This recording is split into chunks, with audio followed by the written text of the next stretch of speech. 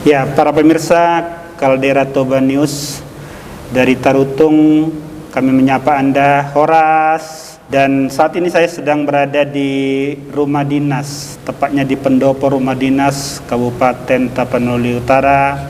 Di samping saya sudah ada Inang Satika Simamora, istri dari Bapak Nixon Nababan, Bupati Tapanuli Utara. Apa kabar, Inang? Baik ya. Buka dulu. Oke. Baik, Amang. Kami mengikuti protokol kesehatan dalam melaksanakan kegiatan ini. Jadi kami agar suaranya jelas ya, kami buka masker tidak bertujuan untuk melanggar, tetapi ini demi informasi yang lebih jelas untuk masyarakat pemirsa Caldera Toba News. Oke, Inang. Akhirnya ya. Sudah lama. Ini lama saya minta Inang tampil di YouTube channel kita dan baru kali ini punya waktu. Iya, benar. Karena memang indah pada waktunya. Indah pada waktunya ya. Ya, pemirsa Caldera Toba News ya, mungkin masih banyak yang belum mengenal Ibu Satika ya, Simamora, karena memang Inang ini di Tapanuli Utara. Jadi pemirsa YouTube channel Thompson Sirus kan kebetulan sekarang Inang ini kebanyakan di sekitar Danau Toba. Channel kita ini bisa menjadi jembatan komunikasi lah. Amin. Dari berbagai pihak kepada masyarakat. Ya. Inang, kita kan mungkin sudah lama ini komunikasi. Kalau saya lihat kan Inang sangat-sangat sibuk ya, sangat-sangat sibuk di Tapanuli Utara ini, bahkan untuk minta waktu 1 jam aja susah. Sebenarnya nggak susah, cuma kadang-kadang kan kita harus atur bagaimana supaya semuanya baik gitu ya. Hanya mungkin ya memang itu tadi seperti yang tadi, indah pada waktunya semua. Indah pada waktunya dan inilah waktu yang tepat ya. Ya betul. Oke, Inang, langsung mungkin kita ke kegiatan-kegiatan Inang di Tapanuli Utara. Apa yang lagi betul-betul di Desember ini dikerjakan lah? Sebenarnya kalau di Desember ini sama sih sebenarnya semuanya, mungkin hanya setiap saat itu ada perubahan-perubahan. Kenapa? Mungkin juga karena situasi dan kadang-kadang apalagi sekarang di pandemi ya, berbeda-beda masalah ataupun problem yang dihadapi, baik itu perorangan, baik itu organisasi, baik kelompok-kelompok ya.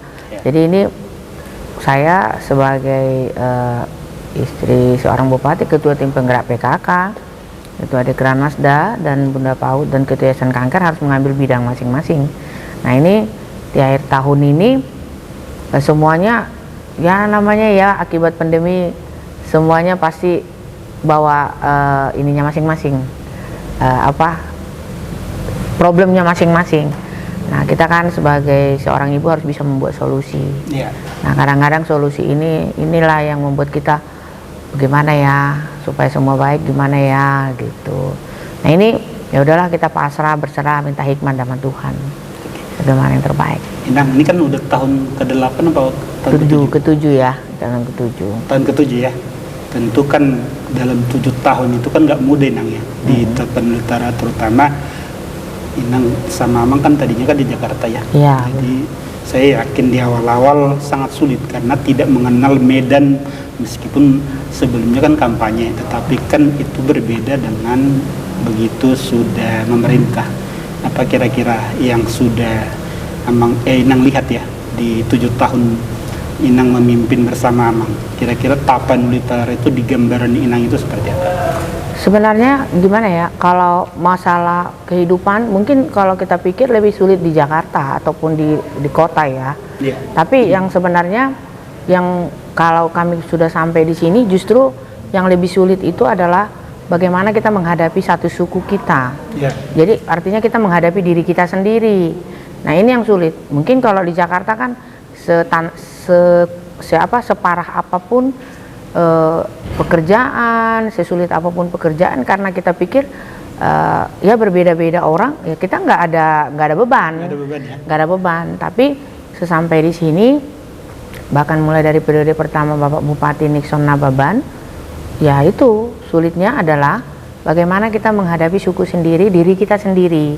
Nah ini kan nggak mungkin kita bisa sama menghadapi orang yang berbeda dengan diri kita sendiri. Jadi harus inilah kita harus berhikmat, karena gimana sih melawan diri sendiri sebenarnya yang paling sulit ya. Menghadapi diri sendiri sebenarnya. Secara emosional. Baik secara emosional, baik juga secara menyelesaikan masalah. Nah, terkadang kan orang berpikir gampang. Enggak loh, kita sebenarnya lebih sulit melawan diri. Mengatasi diri kita sendiri yang sebenarnya lebih sulit. Nah, terbawa perasaan. Iya, dan semua kan mertondong. Nah, kita harus hati-hati menghadapi hal-hal yang seperti ini juga. Dan terus nggak mungkin kita nggak menolong karena orang lain aja kita tolong, apalagi diri kita. Seperti itulah kira-kira. Nah, saya tidak berusaha membandingkan dengan kebetulan saya berkomunikasi dengan beberapa kabupaten ya di sekitar Danau Toba ini. Saya tidak berusaha sebenarnya membandingkan antara istri bupati di kabupaten A dengan kabupaten B. Tapi saya lihat memang Inang agak berbeda sedikit, tanda kutip, satu perhatiannya dengan segala aktivitasnya kepada masyarakat, dan juga ya kayaknya Inang memberikan perhatian seperti full gitu loh. Apa yang sebenarnya mendorong Inang? Kalau saya lihat ya seperti yang saya bilang tadi, saya ulangi, saya tidak berusaha membandingkan, tetapi yang saya lihat agak berbeda. Sebenarnya untuk menyelesaikan pekerjaan yang paling gampang dan simpel adalah kita harus mengerjakan setulus hati. Itu sudah mengurangi hampir setengah dari pekerjaan kita. Tetapi kalau kita memberikan perhatian kita sedikit demi sedikit, itu malah mungkin memperpanjang waktunya, malah memperpanjang selesainya. Tapi kalau kita memberikan full perhatian kita, itu setengah dari pekerjaan kita pasti akan cepat selesai. Itu aja sih prinsip pada saya sebagai ibu di Tapanuli Utara ya. Nah, dengan begitu, dengan mempersingkat semua pekerjaan selesai cepat, kan semua bisa kita kerjakan jadinya. Kita bisa lagi mengerjakan pekerjaan yang lain. Jadi kenapa kita melakukan hal itu perlu sekali? Ya memang tujuannya untuk diri kita juga. Bagaimana supaya pekerjaan itu cepat selesai. Coba kalau saya misalkan nggak full memberikan perhatian, terus perintah aja misalkan, mempercayakan, belum tentu seperti apa hasil yang kita inginkan toh. Nah, kita turun, kita selesaikan ya. Kalau ada yang membantu, ada tim, lebih enak lagi, tapi harus sama-sama bekerja samanya. Nah, ini kita kan mau pengen cepat selesai. Kita ini aja udah 7 tahun ya, hampir 7 tahun lah, 7 tahun, hampir 24 jam setiap hari kerja, belum kelar-kelar. Nah, coba kita pikirkan, bagaimana kalau kita misalkan perhatian kita nggak kita kasih seperti yang kita lakukan, mungkin belum terlihat apa-apa loh. Nah, dari situ aja perbandingannya. Jadi sebenarnya bukan juga maksud misalkan mau menunjukkan diri kita begini, mau menunjukkan diri kita begini, enggak. Sebenarnya saya mau membantu diri saya supaya nggak beban pikiran, supaya cepat selesai ya harus saya berikan perhatian saya. Nah itu, kebetulan kan kita dikasih hikmat dan talenta dari Tuhan, ya kita lakukan hal itu. Seperti itu. Inang kan sering juga turun ke lapangan. Sudah hampir semua belum desa Inang jalani di Tapanuli Utara ini? Sebenarnya sih bukan kampung, desanya. Desanya ya. Desa kita kan ada 241 desa, 11 kelurahan. Mungkin setiap kecamatan pasti desanya sudah saya jalani, tapi belum semua ya. Nah, hanya itu. Nah, bayangin nggak itu? Itu aja udah kita turun aja sering, belum semua terjamah. Ya kan? Nah, kadang sih memang pertama sekali kendalanya kemarin tuh karena infrastruktur ya. Tapi puji Tuhan, Pak Nixon Nababan sampai sekarang tetap konsisten di memperbaiki infrastruktur. Itu salah satu pertolongan juga buat kami sebagai ibu-ibu PKK, biar lebih gampang untuk bertemu dengan masyarakat, baik itu di desa-desa pelosok.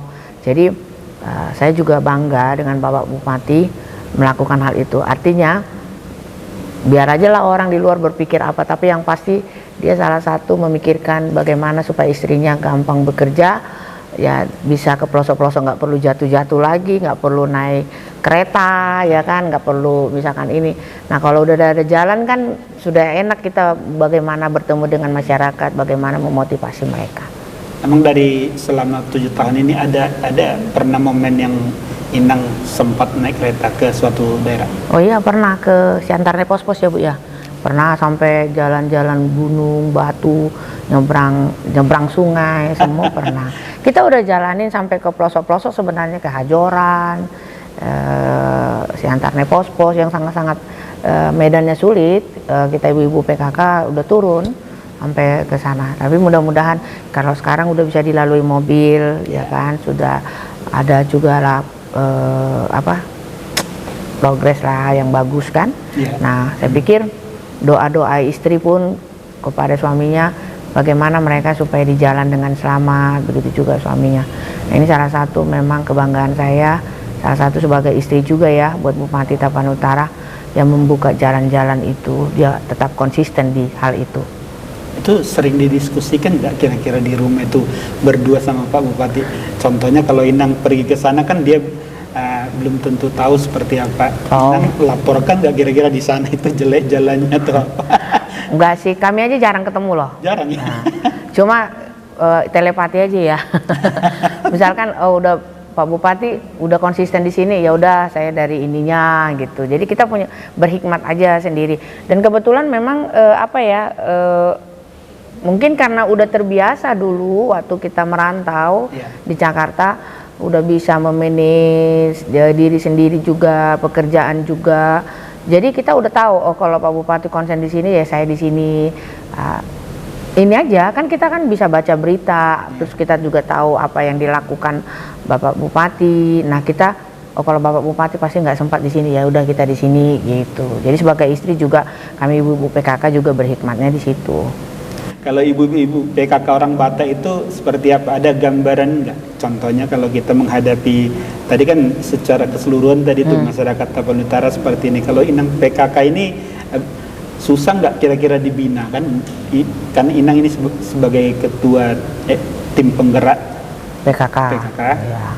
Sebenarnya sih kalau hampir sama kali ya semua perempuan di muka bumi ini ya. Artinya semua perlu dengan kasih sayang, kelembutan, pasti udah itulah yang utama. Nah, cuma kalau saya karena kebetulan kan saya sebagai ketua kan ada 4 ya. Ketua PKK, ketua Dekranasda, Dewan Kerajinan Daerah ya, ketua Yayasan Kanker, Bunda Paul. Jadi ini berbeda-beda sih sebenarnya segmennya kan. Jadi kalau ketua PKK memang saya kepada ibu-ibu lansia gitu kan. Nah ini kita harus lihat di setiap desa itu kan berbeda-beda karakternya masyarakatnya. Mungkin karena setiap desa kan biasanya ada satu turunan, berapa opu gitu-gitu kan. Nah mereka biasanya contohnya lah kayak Silindung, Borong-Borong, Pangaribuan, Garoga gitu kan. Berbeda-beda kebutuhan mereka. Jadi kita sebagai ketua PKK, saya khususnya ya harus tahu dulu dalam hal itu di sini apa sih, gimana. Nah, kalau kita sudah menghadapi misalkan kalau di sini kan termasuk modern ya, ibu-ibunya ya. Ya kita harus ikutin jiwa seperti itu. Nah, kalau misalkan saya masuk ke Garoga yang mereka butuhkan apa, saya harus lihat gitu. Ya harus kita ngikutin dengan kebiasaan-kebiasaan di daerah itu. Kan seperti itu kan. Jadi nah, justru pemimpin yang jadi kita harus beradaptasi. Nah, setelah itu kita lihat, oh mereka sebenarnya bisa cepat loh mengerjakan ini kalau begini. Nah, kita kasih lah. Tapi kan nggak bisa kita baru datang langsung itu kan. Kita masukkan apa yang kita bilang kan, yang di dalam pikiran kita. Kita harus tahu dulu mau nggak mereka kita arahkan. Nah, kita harus pendekatan dengan kasih sayang dulu. Kita sentuh dulu mereka. Dengan begitu ya kita arahkan, mau nggak supaya lebih ini lagi kita lakukan yuk gini gitu. Jadi adalah treatment yang memang harus kita lakukan, nggak langsung ujuk-ujuk blok nggak juga gitu. Karena kadang-kadang kan masyarakat ini ada yang pabain sih anon beda pemerintah, beda don anak kan gitu kan. Jadi kita harus buat supaya mereka mau tertarik, nyaman ya kan, terus enjoy, tapi ada hasilnya. Pada akhirnya jadi Inang ikut belajar juga ya? Ya, ikut belajar. Tapi yang pasti kan segala sesuatunya kalau di dunia ini sih saya pikir kalau kita ada kemauan bisa kok semuanya. Jadi kalau kita sudah mengasihi, artinya kita harus bisa menyamakan seperti diri kita harus bayangkan. Mereka harus berduit juga kalau bisa merasakan seperti yang kita rasakan gitu. Nah, Kalau sebagai ketua Dekranasda, bagaimana supaya mereka kreatif, baru bagaimana mereka supaya laku jualannya kalau memang mereka pengrajin kan, biar menghasilkan uang, biar mereka sejahtera, seperti itu. Nah kalau kita ketua Yayasan Kanker beda lagi menghadapi orang-orang sakit. Nah kadang-kadang kan kita pikir kalau datang terus cuma ngomong-ngomong doang, mereka nggak akan ini. Kita selain kita memberikan motivasi, kita juga harus buat solusi sama mereka, membawa sesuatu atau membawa referensi supaya mereka bisa berobat gitu. Menghadapi anak-anak PAUD beda lagi kan. Anak-anak PAUD ya namanya anak-anak, kita kemana harus ada yang kita bawa. Khusus yang Yayasan Kanker tadi, tentunya kan biasanya itu kan banyak di lapangan itu yang ya secara emosional, apalagi Inang sebagai seorang ibu pasti melihat berbagai macam kendala di lapangan. Ada nggak kira-kira momen atau pengalaman yang sampai Inang susah melupakan? Contohnya apa karena dibantu, apa karena contohnya susah dibantu tapi jadi kepikiran terus gitu loh. Ada nggak kira-kira momen itu Inang yang katakanlah berhasil jadinya gimana perasaan jadi lebih enak gitu loh? Seperti apa ini? Ada dulu ya di Purbatua ya, ibu ini ibu muda, anaknya banyak, masih kecil-kecil ya kan. Ibu ini juga kena kanker payudara ya, maaf ya. Tapi saya lihat suaminya sangat luar biasa mengurus istrinya ini, melayani sampai seperti itu. Masih muda sebenarnya, artinya di situ saya tersentuh sekali. Artinya gini, kadang kan kalau orang Batak tahu aja, mungkin nggak semua sih, nggak di sini juga kali ya.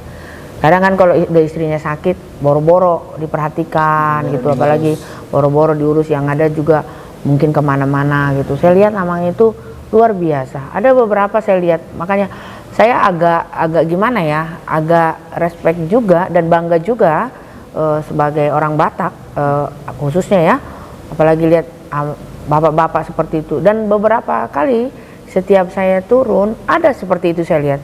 Jadi kadang-kadang kan orang bilang, contohnya kita lah, wah maka ama-ama nih anak Batak katanya. Ternyata setelah saya turun, nah ini baru saya ungkap nih ya, baru ini saya lihat ada banyak hal yang positif. Ternyata pada saat sakit itu di situ sangat luar biasa. Mereka mungkin ya ngesepi sono masih nggak tahu lah apa mereka menyesal atau apa, tapi sangat luar biasa mereka mau mengurus istrinya gitu kan. Ada beberapa ini juga dulu di Tarutung ini juga saya lihat begitu luar biasa. Jadi saya pikir ada kelembutannya, walaupun kasar orang Batak, ternyata mereka kepada istrinya pada saat sakit itu mereka sangat luar biasa lembutnya. Di situ saya bangga. Nah itu saya tersentuh sekali. Nah akhirnya saya pikir ternyata kalau kita sebagai istri memang perlu suatu saat kita menunjukkan kelemahan kita, tapi perlu juga kita suatu saat menunjukkan kekuatan kita sebagai istri, menahan apapun itu. Nah ternyata di saat kita susah itu juga suami kita itu memang ada bersama kita, dia sangat luar biasa lembutnya suaminya kepada istrinya. Padahal udah sakit pun, maaf lah dulu sampai bau-bau loh, bau namanya kanker sampai kayak gitu-gitulah Pak. Kan jadi saya pikir bangga sekali saya sebenarnya. Jadi kalau orang bilang orang Batak itu nggak peduli sama keluarganya, mungkin ada beberapa, tapi di sisi lain mungkin karena dari opo-opo kita ya luar biasa ternyata lembutnya hati bapak-bapak orang Batak itu. Saya jadi tersentuh sampai sekarang. Saya pikir sampai kita berapa turunan pun pasti anak-anak kita mengikuti darah dari bapaknya, pasti akan lembut juga. Jadi artinya ya terbantahkanlah tadi bahwa bapak-bapak orang Batak juga jadi ada yang bilang mukanya sangar gitu kan, bahasanya ternyata sikap mereka itu di saat istrinya sakit itu luar biasa gitu. Jadi kalau inilah saya bercerita, nggak pernah saya cerita kepada yang lain. Di situ saya ada satu gambaran, memang boleh-boleh aja di luar berubah, tapi kalau hati dan dalam diri kita pikir nggak bisa, ternyata karakter itu selalu pasti ada. Dan karakter orang Batak itu bapaknya pasti lembut. Di situ saya lihat kan begitu ya. Kan di situlah yang saya lihat pengalaman setiap saya turun. Jadi momen itu jadi teringat terus ya. Inang, ini kan Inang juga tadi kan itu Yayasan Kanker ya. Kalau saya perhatikan, saya kan ikutin dari periode pertama ke periode kedua. Saya perhatikan Inang juga sangat betul lah untuk memperkenalkan kegiatan-kegiatan Dekranasda. Produk-produk yang dari takut justru sering Inang bawakan di pameran-pameran nasional, di Medan juga, bahkan sampai ke Jakarta. Saya kurang tahu apa udah pernah keluar, saya kurang tahu. Udah pernah ke Korea. Udah pernah ke Korea juga ya. Nah, seperti apa ini gambaran produk juga saya lihat banyak di fashion. Apa yang Inang lakukan terhadap Dekranasda ini? Sebenarnya ya itu tadi, mungkin di periode pertama layak dikatakan, kalau saya apalagi tahun pertama kedua itu layaklah dikatakan perjuangan ya. Perjuangan artinya baik itu pembuatannya, baik pengenalannya, baik pasarnya, baik segala macam lah itu ya. Tapi sebenarnya ekspektasi saya maunya di periode kedua ini udah tinggal memetik sebenarnya. Memetik hasil. Memetik itu adalah sebenarnya harapan saya ya. Tapi kita nggak bisa seperti apa yang ada di pikiran kita. Ternyata Tuhan lebih kuat, lebih berkuasa. Pandemi langsung datang, ya kan? Nah, kita nggak bisa, berarti kita harus ganti lagi kreativitas atau strategi yang harus kita lakukan. Nah, itu kadang-kadang yang mungkin kita sebagai manusia berpikir nggak bisa kita mengandalkan kekuatan kita, ya kan? Nah, alam juga harus kita ajak berteman. Apapun itu di lingkungan ini harus kita ajak supaya mendukung semua apa yang kita lakukan. Sama seperti tadi, wah nggak apa-apa deh sekarang begitu capek dulu gini-gini periode pertama, periode kedua nanti mereka mungkin udah sejahtera semua segala macam. Ternyata Tuhan lebih berkuasa. Nah, kalau sudah seperti itu, apa yang harus kita lakukan? Ya udah, jangan sampai stuck kan. Kita harus tetap melakukan apa yang membuat supaya mereka juga bisa ada solusi. Apapun ceritanya, masyarakat kadang-kadang kan nggak mikir, ini kenapa bisa begini, ada yang salah nggak dalam diriku, gimana ya caranya, enggak. Pokoknya dikit-dikit sekarang apalagi ada media sosial, pemerintah, ya kan gitu kan. Nah, salah ini ya? Tapi enggak, memang mereka juga nggak salah karena selama ini kan emang sudah terbiasa seperti itu. Nah, artinya ya kita harus bisa membuat kepada mereka menerangkan kenapa agak seperti ini, memang karena pandemi. Kedua, oke, kita cari solusi apa yang bisa kita kerjakan di situasi seperti ini. Nah, puji Tuhan di Tapanuli Utara ya, saya sampaikan mereka mau kita ayo-ayokan, mereka mau mengikuti, mereka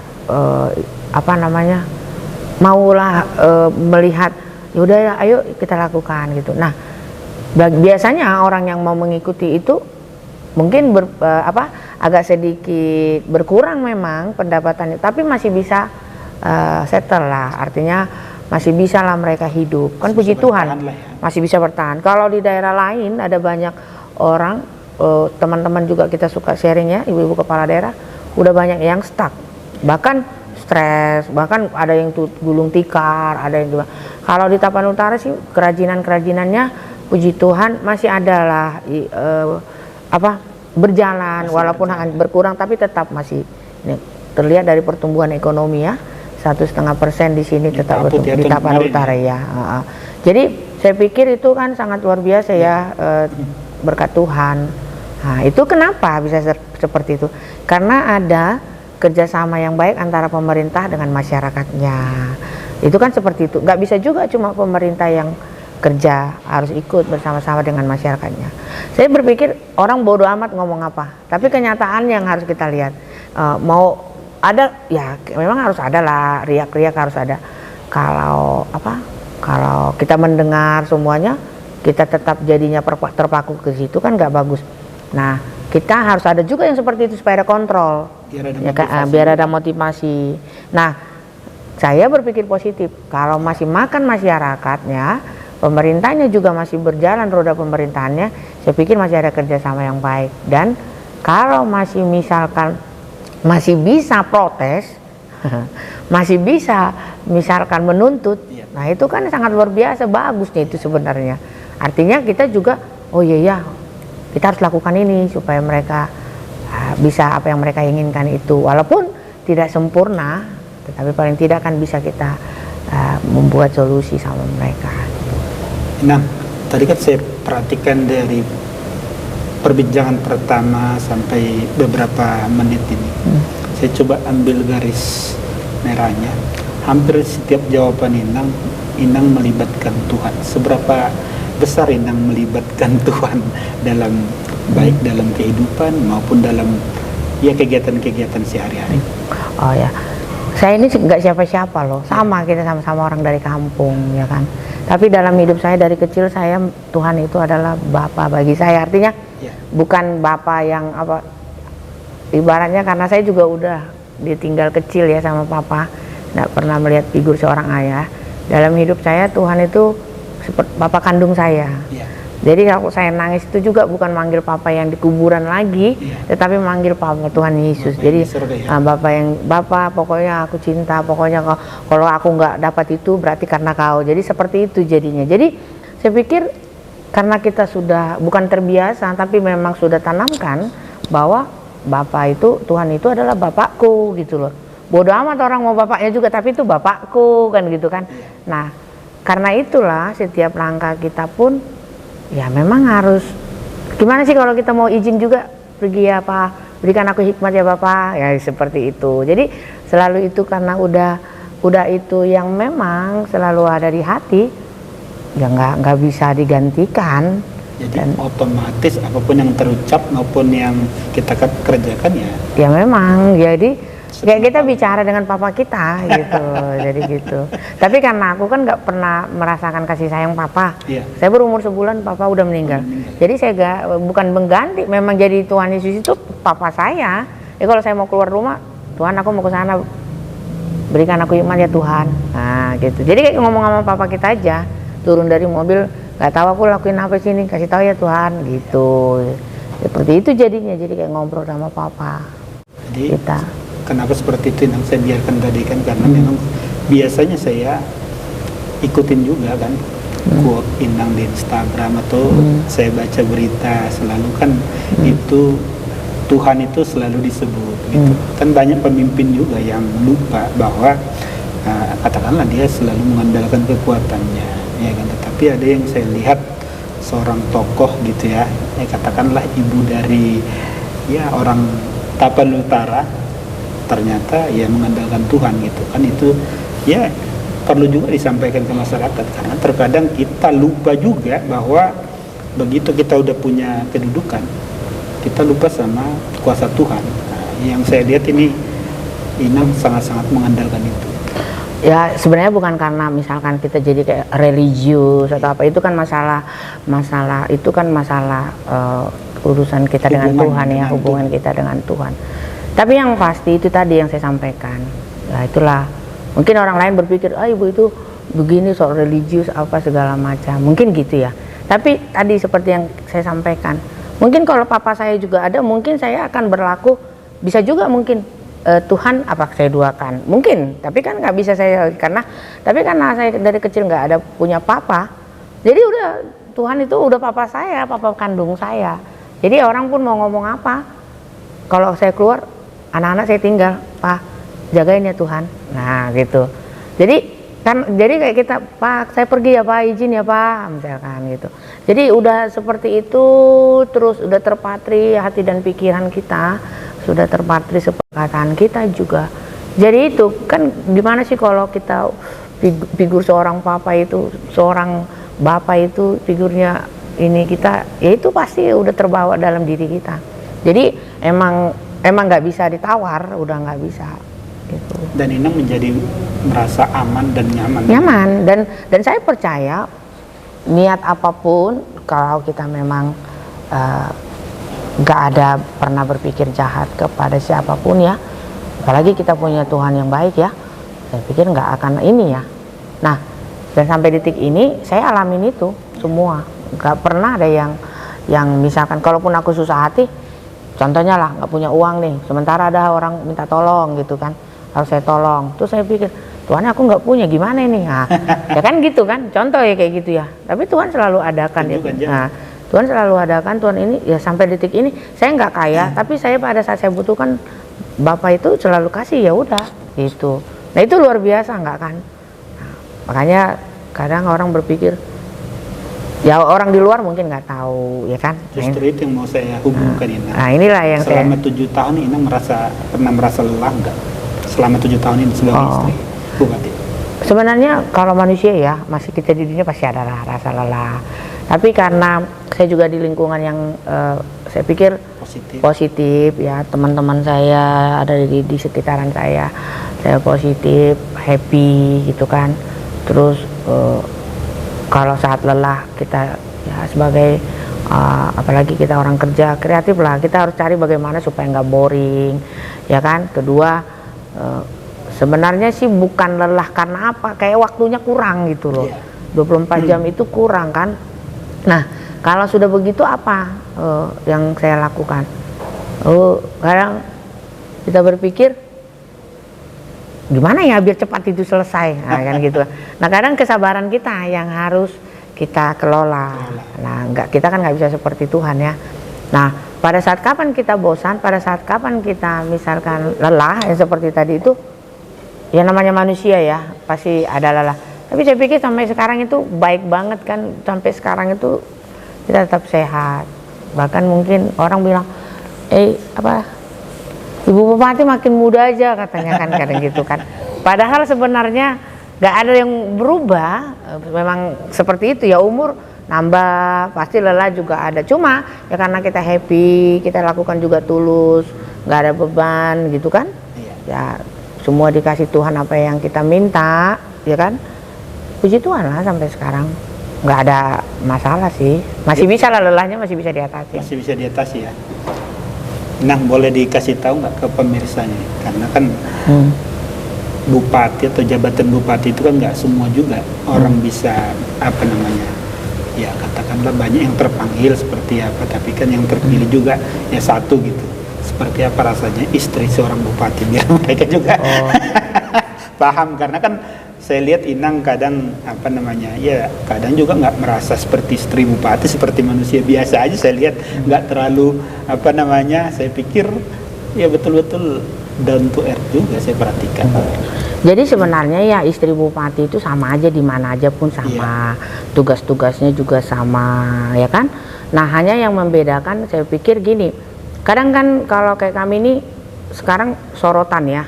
Nah, kemanapun kita disorot gitu kan, ya lakukanlah gimana nyamannya gitu. Kalau saya sih kebetulan saya nyamannya begini, ya kan, artinya sama kemana aja pun ya janganlah dianggap istri bupati gitu kan. Tapi ada hal-hal tertentu ya saya juga harus menunjukkan saya istri bupati. Misalkan pada saat saya harus menunjukkan ketegasan saya, memperjuangkan rakyat saya, misalkan bagaimana supaya mereka juga mendapat haknya. Misalkan saya mau bertanding nih di provinsi atau kemanapun, ya saya harus tegas dalam hal itu bahwa ini mereka layak karena saya tahu mereka kerjakan gitu. Jadi dalam hal itu saya harus menunjukkan power saya sebagai seorang istri kepala daerah. Nah itu, jadi kita harus sebagai istri kepala daerah kita harus tahu menempatkan diri kita di mana ya.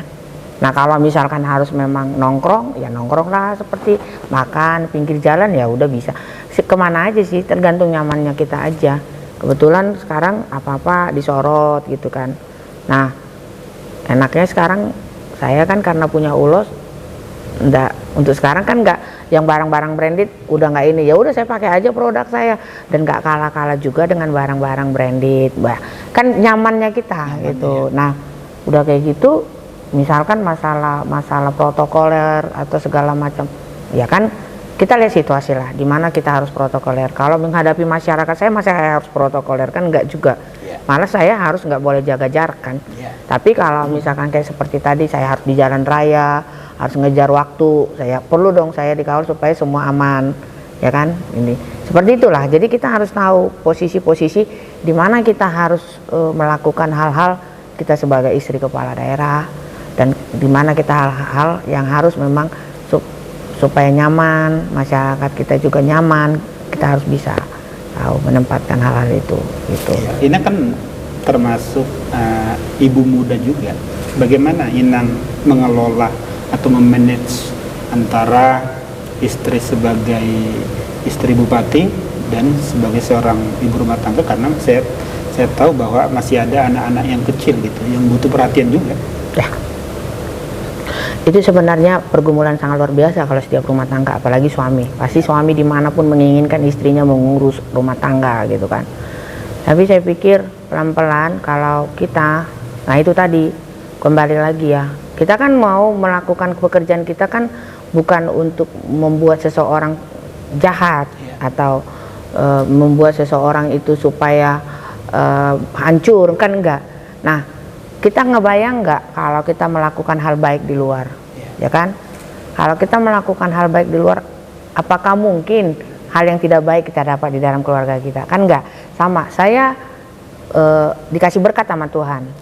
Saya berpikir, saya keluarkan sekian tiap bulan, ya kan? Tapi dengan biaya yang segitu saya bisa banyak orang nolong di luar, dibantu. Kenapa nggak saya lakukan? Sama, anak saya kembar laki-laki. Saya harus keluarkan biaya sekian untuk supaya ada orang lain membantu anak-anak saya di rumah sepanjang saya kerja. Tetapi dengan nilai yang seperti itu saya keluarkan, anak-anak saya sudah terbantu, tapi saya juga bisa bantu banyak anak-anak di luar. Luar biasa kan? Sebenarnya. Jadi kita harus punya hikmat seperti itu. Nah, kalau kita banyak bantu orang lain di luar, nggak mungkin kan anak-anak kita nggak ditolong Tuhan. Nah, seperti itu sih sebenarnya gambaran-gambaran. Nah, kalau udah seperti itu, ya kalau suami pun bertanya atau gimana pun, karena melihatnya baik, ya nggak mungkin kan komplain sebagai suami. Nah, itulah sebenarnya keinginan saya sebagai ibu, khususnya ibu-ibu orang Batak ya, bahwa bukannya sebenarnya kita harus 24 jam di rumah supaya semua baik, enggak juga. Nah, kita harus punya, saya misalkan kalau saya sekian biaya, terus saya lakukan hal ini, dapat sekian, kan bisa gambar-gambaran kasar yang kita dapat. Nah, saya pun sebagai istri bupati harus melakukan hal yang sama. Nah, mungkin perbedaannya rezeki, tapi kan rezeki itu pun sebanyak apapun akan habis kalau kita nggak berhikmat. Nah, sama seperti yang tadi gambarannya, kalau saya mencintai banyak orang, nggak mungkin Tuhan Yesus nggak mencintai keluarga saya dan anak saya. Itu aja sih prinsip saya. Jadi lagi-lagi kembali ke campur tangan Tuhan tadi ya. Semua sebenarnya itu. Jadi apapun ya, kayak di dunia pasti campur tangan Tuhan ya. Siapapun, maksudnya walaupun saudara-saudara kita yang Muslim, kan kita punya Tuhan masing-masing. Yang kita harus punya dalam hidup kita apa sih yang istilahnya gini, manusia itu semua punya kuasa. Kalau kita mengatakan A, ya karena kita punya kuasa pasti akan jadi A. Makanya kalau kita mau pengen hidup kita positif, perkatakan yang positif dalam hidupmu, pasti akan positif. Nah, kalau mengatakan anak-anak saya pasti akan baik, keluarga saya pasti akan baik, karena saya juga melakukan hal yang baik di luar, ya pasti akan baik. Tapi kalau saya bilang harus aku keluar nih, tapi nanti rumah tanggaku, anak-anakku nggak makan, ya pasti nggak akan makan, gitu. Nah, kan kita katakan aja yang positif pasti akan positif, seperti itu.